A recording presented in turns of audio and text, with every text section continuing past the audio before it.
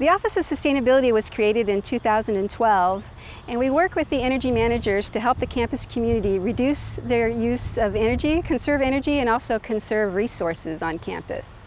Some of the programs that we've created since 2012 are a couple of recycling programs on campus, the OSU Recycles program and also the Res Life Recycles program, which is just for the students who live in the residence halls. We also started a peer-to-peer outreach program called the RHA Eco Reps. They're part of the Residential Hall Association, and those students do outreach with other students in the res halls to help them conserve energy and resources as well. So students, freshmen on campus typically live in the res halls, and there are living learning programs in the res halls, and we have an Eco House living learning program in IBA Hall, and any incoming student who's living in the res halls can participate in Eco House, and we have programming that anywhere from thrift shopping downtown to some community gardening and lots of different programs for them to be involved with. We have 2 recycle programs on campus. OSU Recycles is just for the non-residents on campus, so they can recycle their bottles and cans and paper and cardboard. Custodians take that material outside to a recycle dumpster, and then our hauler takes that to the recycling facility. And we do a lot of that recycling or the baling of that materials right here on campus. And then the students who live in the res halls have the Res Life Recycles program, where it's more similar to the community, the City of Stillwater's program, where they can mix all the recycling together. They take their own material downstairs to blue dumpsters, and then that hauler picks up that material. And materials get recycled. Of course, the paper gets recycled into more paper and cardboard boxes. The glass and the metals get recycled into new products. And plastics also get recycled normally into carpeting or other materials. The cost saving that we receive from recycling is mostly the savings for not putting these materials into the landfill. So by diverting this material from the landfill, we have a savings there. But because we are kind of far from recycling markets, we don't get a lot of money for the recycling, but we do see some savings there from landfill disposal. And also, we want to see these materials become new products rather than just be buried in the landfill or incinerated.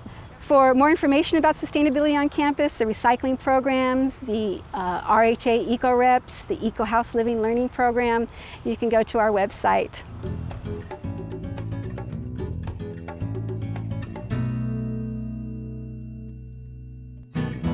So I'm a student worker here at the GLC, and I work here in between my classes.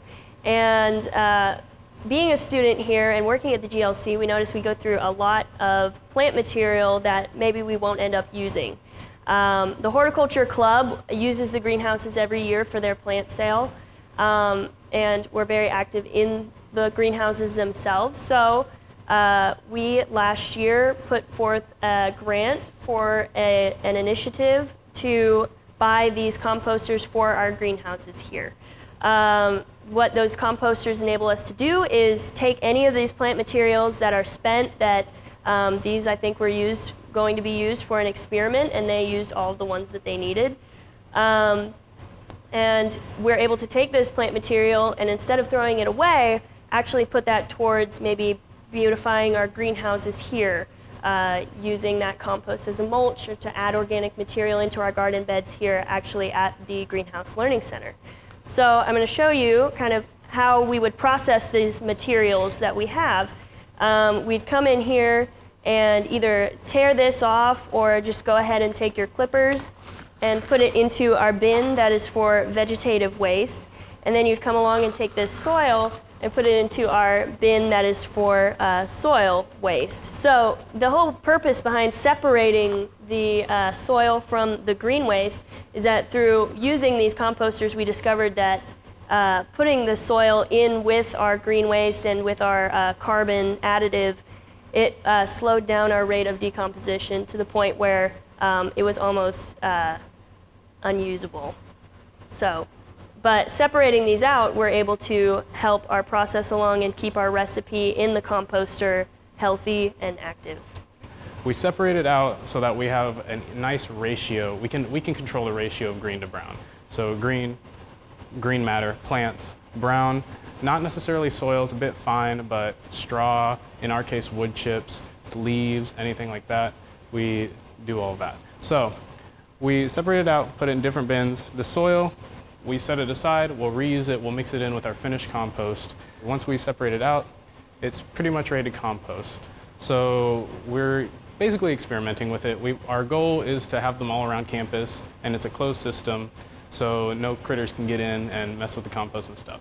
A cool thing about it being a closed system and it looks good, it can compost anything. So traditionally the rule is no milk or no dairy and no meat, stuff like that.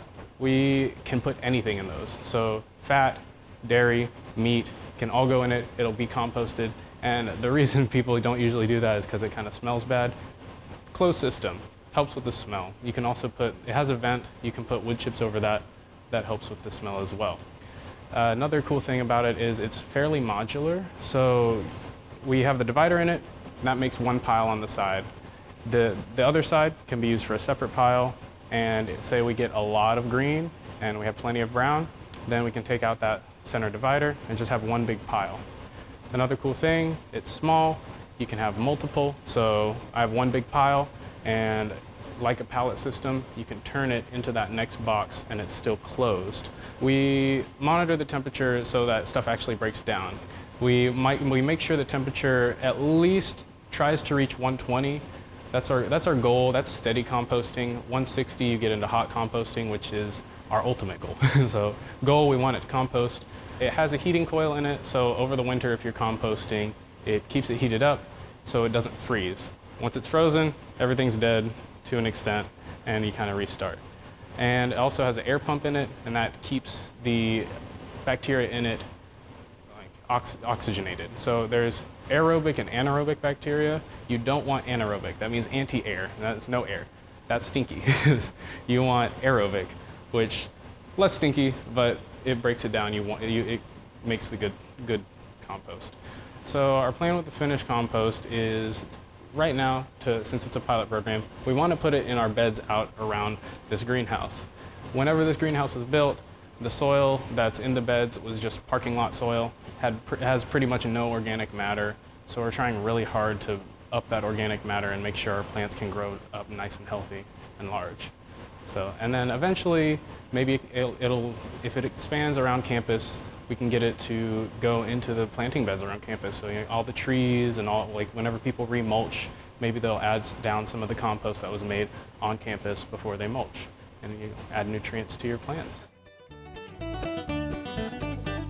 We hope you enjoyed this video. It's part of our Oklahoma Gardening YouTube channel.